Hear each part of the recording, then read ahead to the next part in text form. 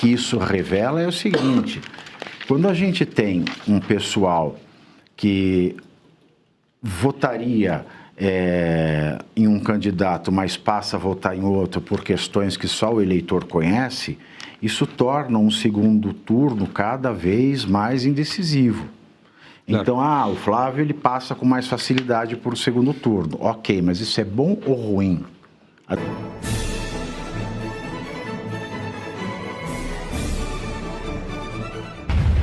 pesquisa do Instituto Real Time Big Data, divulgada nesta terça-feira, mostra um cenário de empate técnico em um eventual segundo turno entre o presidente Lula e o senador Flávio Bolsonaro na corrida pelo Palácio do Planalto.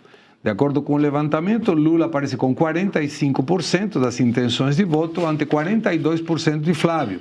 Como a margem de erro da pesquisa é de 2 pontos percentuais para mais ou para menos, o quadro é de empate técnico entre os dois candidatos. Em relação ao último levantamento do Real Time Big Data, realizado em junho, Lula se manteve, como muito bem disse Pavinato há pouco tempo atrás, com os mesmos 45% de preferência dos eleitores. Flávio, por sua vez, oscilou 2 pontos percentuais para cima, passando de 40 para 42. Mas a surpresa está no Caiado. Foi Caiado que do nada apareceu Caiado e disse: tô aqui, oi. E segundo essa pesquisa, o Caiado ganha do Lula no segundo turno.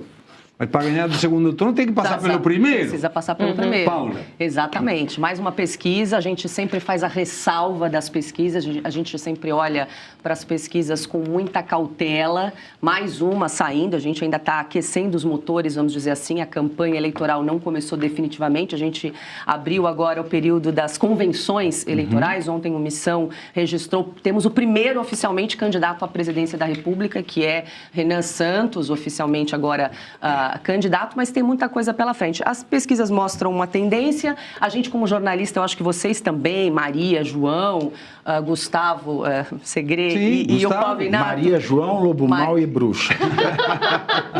Bruxa do bem? Às vezes. Depende, Às vezes. Depende do momento. Mas eles sempre perguntam, eu estava no médico antes de vir para cá, e aí, como é que vai ser essa eleição? Sim. Quem vai ganhar? Sim. É a pergunta, né? É um inferno, Oi, tudo bem? Você é jornalista, quem vai ganhar a eleição? É que nem ser médico. Eu fico falando, minha família sempre quer falar de política comigo. Aí eu falo, gente, mas se eu fosse médico, você ia querer que eu fizesse uma consulta o tempo inteiro sobre você? E eu sou muito cautelosa. Eu falo, olha, a eleição no Brasil, tudo pode acontecer, né? 2014, eu sempre falo, caiu o avião com Eduardo Campos, em 2018 a facada de Bolsonaro, em 2022 Carla Zambelli correndo atrás aí de um cara com uma arma na mão, Roberto Jefferson jogando granada na Polícia Federal. Então, assim, o Brasil é isso, né? Então, tudo pode acontecer. Nesse cenário que nós temos hoje, é um cenário muito disputado, muito polarizado, vai ganhar quem errar menos.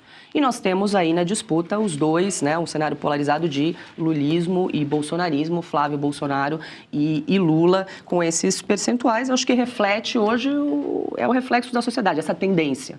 É isso que vai mostrar. Agora, realmente, o Caiado surpreendeu um pouquinho nesse cenário de segundo. Nada. Eu sei mais ou menos por quê. Quer dizer, eu acho que... Peraí. Paulinha, terminou? Vai lá, não, quero ouvir a sua hipótese. A minha hipótese é que há umas 2 semanas atrás, as menções do Caiado aumentaram muito na internet. Tem umas estatísticas de algumas campanhas, eles fizeram um aumento, acho que de mais de 100% as pesquisas. Por quê? O que aconteceu? Ele mudou a estratégia de comunicação dele. Ele começou a ficar mais efetivamente criticando tanto o Lula quanto o Flávio, e criticar mesmo, e alfinetar muito. Então, isso começou a gerar muito engajamento, as pessoas começaram a pesquisar.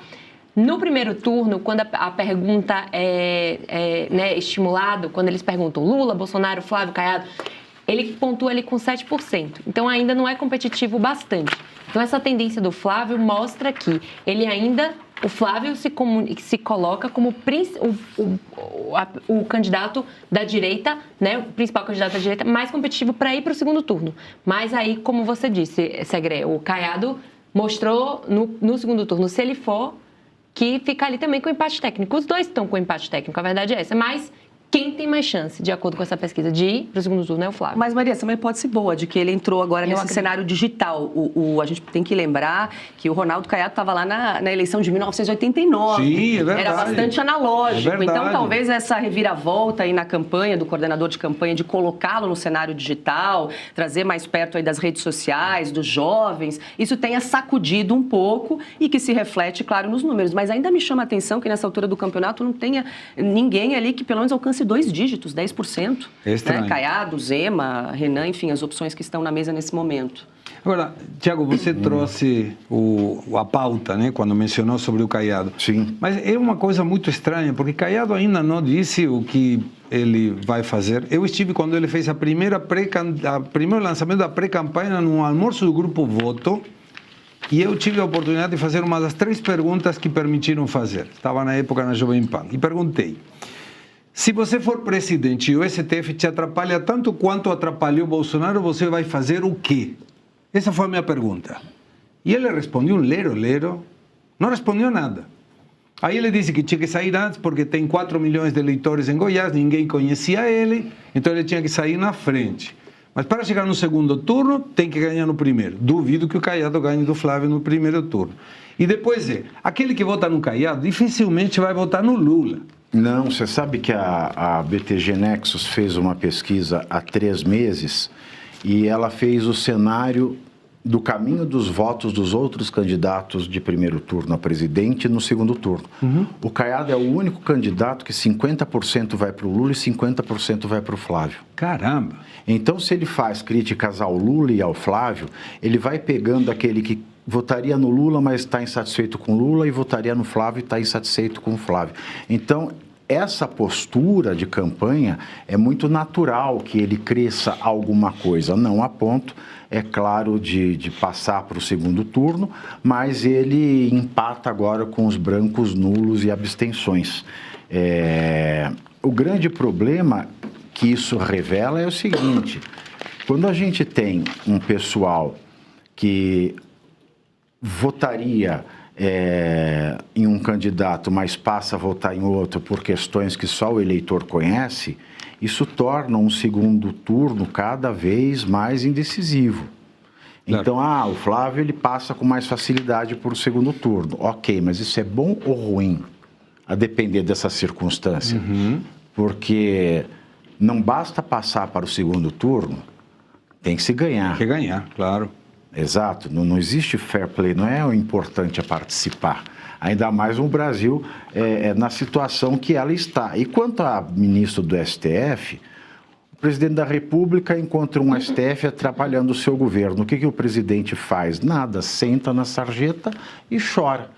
Ou tenta, é claro, articular com os senadores, que são os únicos que poderiam fazer alguma coisa com ministros do STF que cometem crimes de responsabilidade.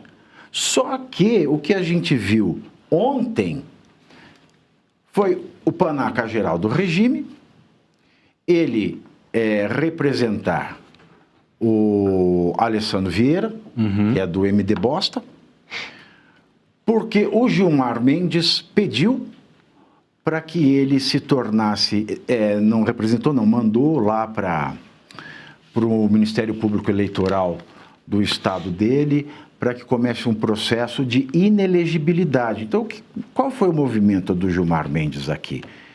Ele, ministro do STF, cargo contra o qual só existe o senador como peso e contrafreio,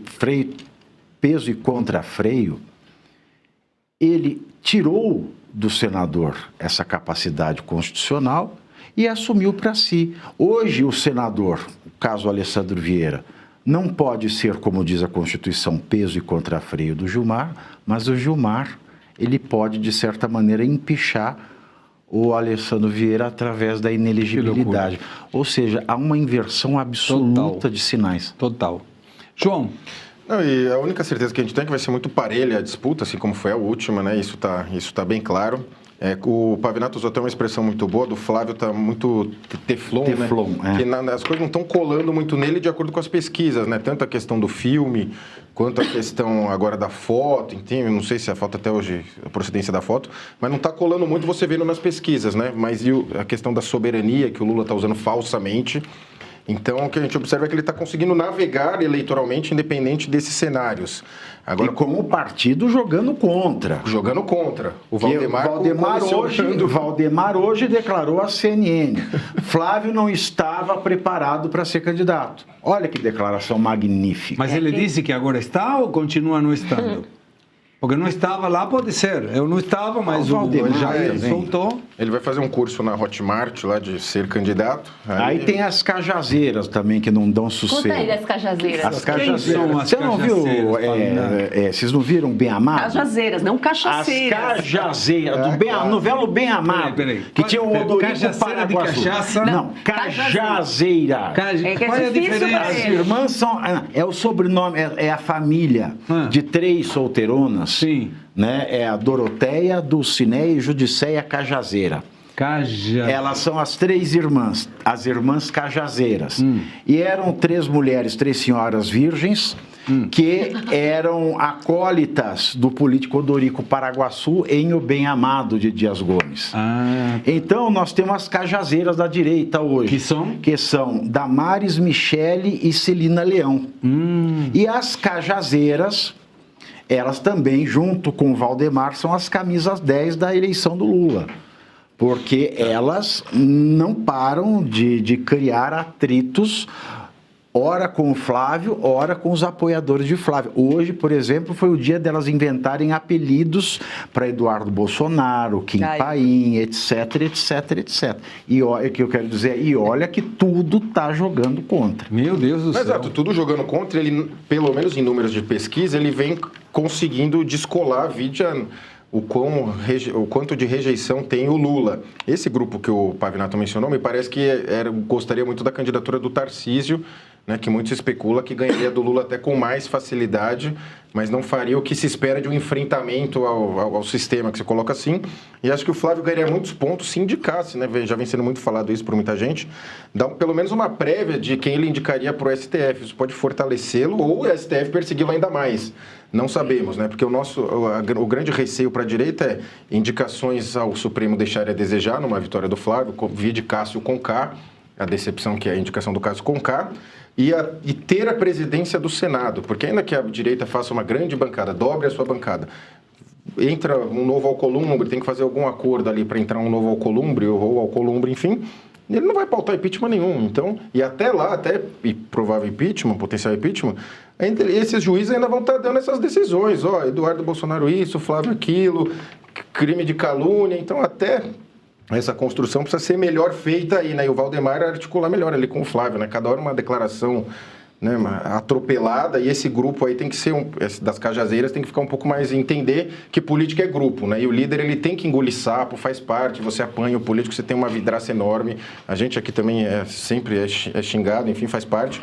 Então o político tem que liderar, ele tem que saber. O político tem que responder quem está da sua altura, não ficar brigando na internet o dia inteiro, né? Isso está faltando um pouco para a direita. A sensação que dá que falta ali uma coordenação melhor mínima, na campanha uma coordenação do Flávio, mínima, porque é natural que tenha divergências, esse é o momento agora de convenções, e em algum momento eles vão ter de escolher, por exemplo, a vice, né, que é o que está se falando, mas vem Valdemar, fala um nome, o Flávio fala outro, e acaba expondo ali, né, uma divergência que deveria ficar da porta para dentro, claro, não da porta para fora, porque acaba passando ali para o eleitor, né, um clima que não é legal. Não né? é nada. Desse momento, que é o principal, hoje, opositor do Lula para as eleições. Mas você sabe que eu acho que a estratégia dessas pessoas que estão claramente conspirando, fogo amigo, não se condiz com a política de fato.